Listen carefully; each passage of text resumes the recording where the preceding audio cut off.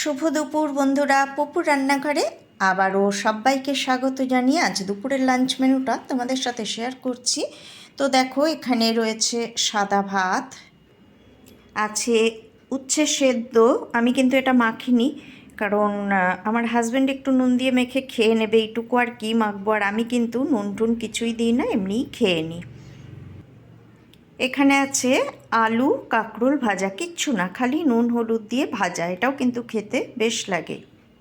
এখানে আছে আলু, একটু শোলা কচু, কাঁঠালের দানা দিয়ে চিংড়ি দিয়ে মাখো মাখো করে একটা রসা মতো করেছি।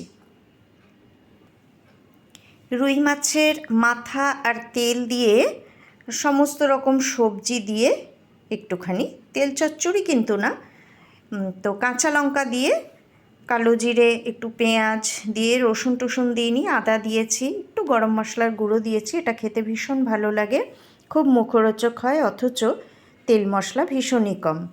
তো এটা করেছি। আর আছে ঘরে পাতা টক দই, আর আছে শসা। এই ছিল আমার আজকের লাঞ্চ মেনু। তো তোমরা কে কী খেলে জানিও। কেমন লাগলো আমার আজকের সিম্পল লাঞ্চ? ভালো লাগলে অবশ্যই লাইক করো। চলো টাটা।